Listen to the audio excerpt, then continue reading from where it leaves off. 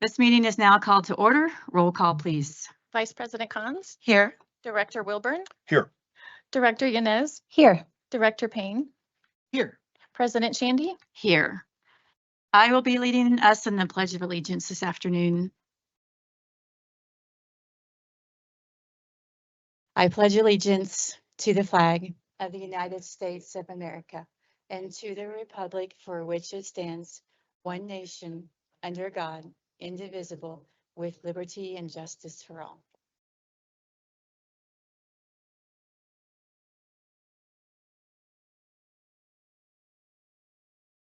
Mrs. Ruckman, are there any updates to the agenda?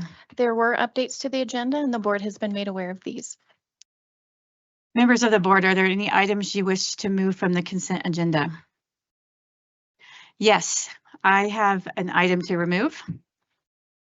I am removing EL 2.11 for tonight's agenda because I think we need further discussion around it and how we want to approach it and then the new approach. I think this would be a perfect thing to talk about at our board retreat. So we will be removing that. And because of that, all the items except for item P under written reports will fall away. Are there any discussion items to be added to the agenda? No. May we have a motion to approve the agenda? Moved. Second. Roll call, please. Vice President Cons, Aye. Director Wilburn, Aye. Director Yanez, Aye. Director Payne, Aye. President Shandy. Aye. All right, today we have one new administrator to approve. Yay, Mr. Actually, Smart. I have 3 today. I know I slipped 2 in on you. Sorry about that. I won't say about that. I know. Okay, so here we go. Thank you guys for being here tonight. First, I'm pleased to introduce Christina Nykirk, who is being recommended as the interim principal at Ranch Creek Elementary School. She is joined this evening by her husband, Jared, and her parents, Dale and Jane. Hi, parents. Thanks for being here. Always nice when they come, isn't it? All right. Christina holds a Bachelor's of Arts in K-6 Elementary Education from the University of Colorado, Colorado Springs, a Master's of Arts in Curriculum and Instruction from Regis University. She began her career in District 49 as an elementary school teacher, and then went to District 8 as a French elementary teacher. Do you teach French? Okay. District. Oh, there you go, Venitucci. Love saying that, Venitucci, and an interventionist. And she currently serves as a Dean of Students at Ranch Creek Elementary. We are pleased to recommend Christina tonight for the position of Interim Assistant Principal at Ranch Creek Elementary School. And she said she has about a 5-minute speech. Is that right? She's been working on it since she got here. Okay, great. Well, come on up.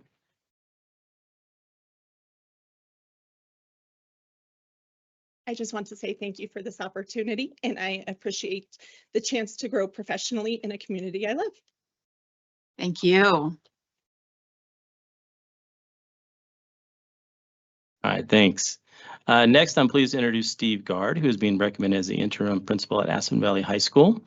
Now, I don't know if you know Steve, his full name is Stephen with just the N, but he thought that's too long. I got to cut something off. I'm taking the N off. So he's just going to go with Steve from now on. But we appreciate him being here tonight.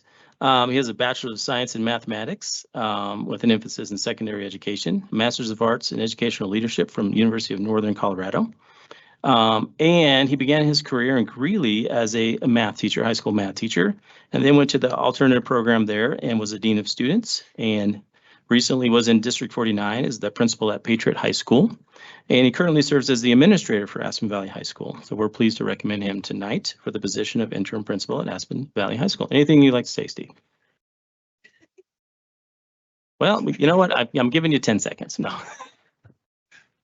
No, I just 2 years almost exactly. I was doing the same thing as I accepted the position to be the administrator, essentially second in command at Aspen Valley. And it's been a great 2 years, and I am committed to the vision. I appreciate the support that this district has given to the growth of Aspen Valley.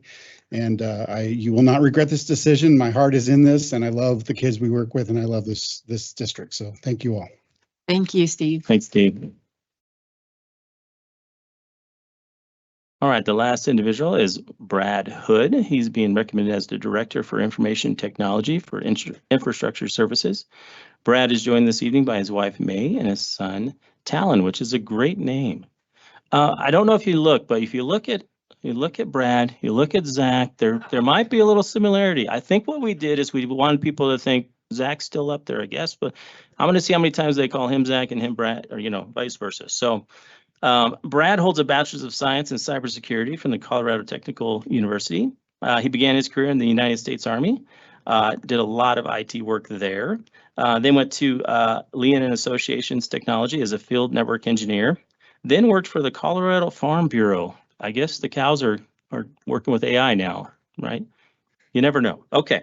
And then recently was at the United States Olympic and Paralympic Committee as a network engineer and a senior network engineer.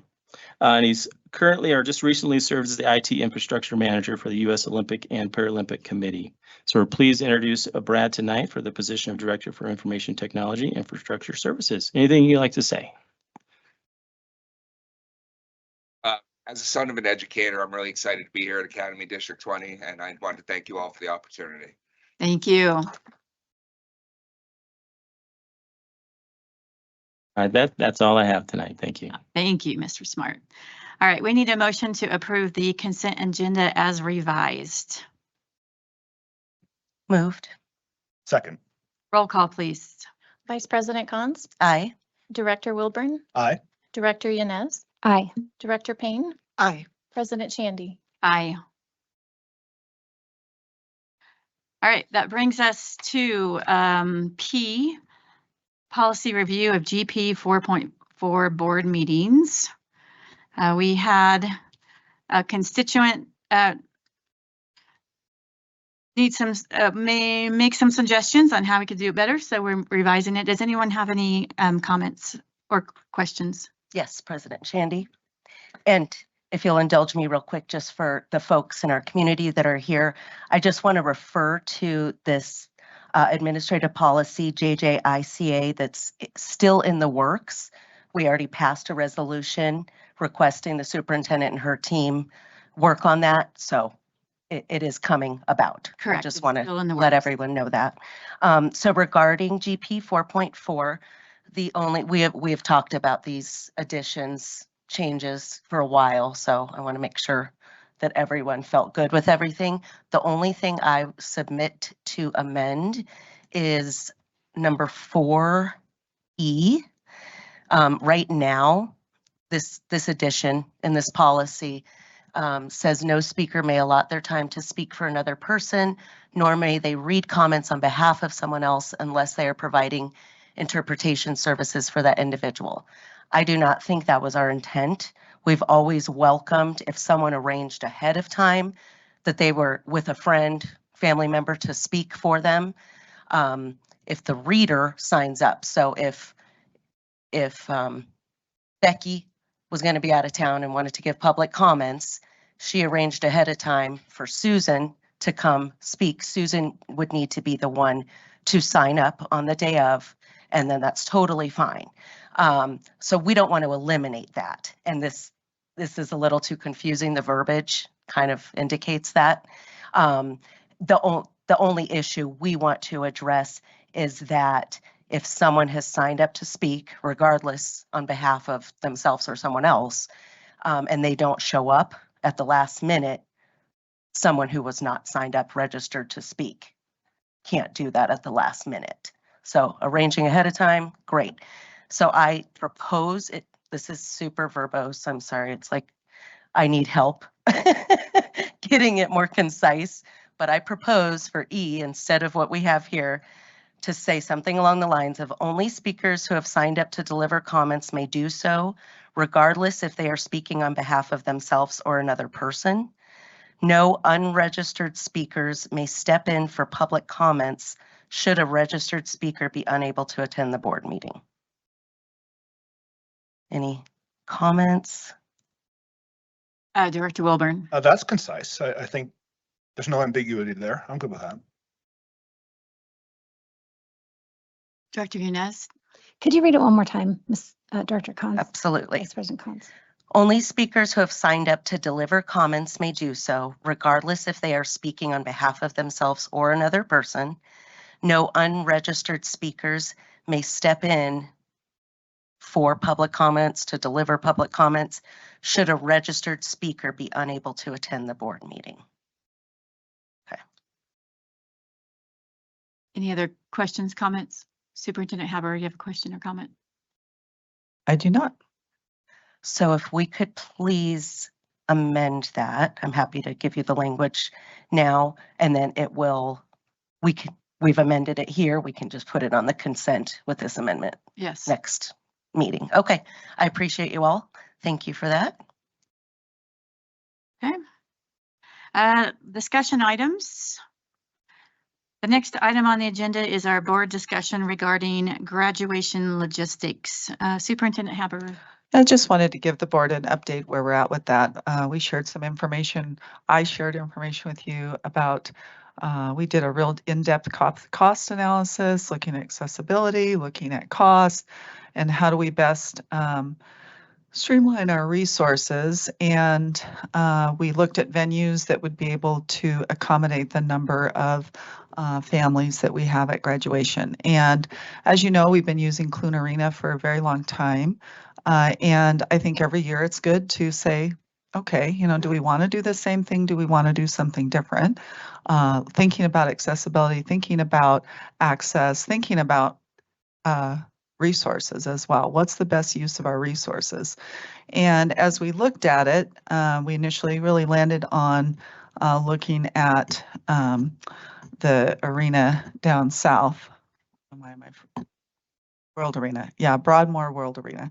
And really thinking about that, it's a lot farther for our families to drive. They have some road construction there right now that make it a little bit more difficult to get in and out of the parking lot. And it is more expensive to go there than it is where we're at right now with Clune. However, I do still think it's important for us to think about streamlining our resources and also thinking about, you know, how accessible is it for all of our families. And so where we're landing right now, and this is just more of an update, is saying, is looking at Liberty and looking at Hatchell Field to see if that would be the best solution for where we should have graduation. Talking with Dr. Field, and she was here 2 years in a row when they had graduation at the Liberty, I know, stadium. And there's certainly challenges with that, but we just really need to investigate that and look a little bit deeper at that, I think, before we fully announce where we're going to have graduation this year. So just wanted to give you that update and see if anybody had any other questions or suggestions. I'm sorry. I know, You're good. Just made me remind some. Also, we know that we've had 3 days in the past, and I think last year with having Aspen Valley in that huge arena, it just, I think, really took away from the personalization, the wonderful culture that they developed there. And so we've all agreed that we're going to find a different venue for Aspen Valley that really helps them to keep that close and special culture that they have developed there, rather than putting them in this huge space. So we're really just looking at 2 days, and then you know, what would that mean for rehearsal? We're kind of looking at that too. But just know that we're already looking at having somewhere a little bit smaller and a little more, I think, intimate setting for Aspen Valley. All right, discussion. Director Yanez. As I was reading that through, one of the benefits I think of having it in District 20, obviously the location for families, but also being able to sit either on your own football field or one that you've been to before in the school district is really kind of special. It's like lots of school districts do it that way. And yeah, I would be for that in the event of weather, because Colorado never has that issue in May. Obviously, that would have to be assessed. And this is my point where I get to say, what about moving prom? I'm just saying it. I'm just throwing it out there. April prom's the worst. Think May. Okay. Anyone else have thoughts, comments? Director Payne. Oh, thank you, President Shandy. I just want to say, as a mom of 3 graduates, one of the great things that we all love about District 20 is the culture of our community and the fact that it's pretty special. Having my daughter, one of them had to during COVID. I appreciate we had in-person graduation on a field and we got it done. And I really appreciate the effort of all the people that did that. But there is something magical about the Air Force Academy. It's in our name. We are Academy District 20. 3 schools on that academy. I mean, early on it was Pine Creek Elementary, Doug Valley, and Air Academy. So just making sure, and I know that logistics have become more difficult as security changes. So I know that there's a lot to discuss with that, but I do like the idea, having done graduations at the World Arena, which is still a beautiful facility and it is indoors, just furthering the discussion there. So I really appreciate that. We're going to do that. Thanks. Yeah, I think it's good diligence to always evaluate what we're doing and can we be doing it better. So I do appreciate that. I am a firm supporter of doing it in our community.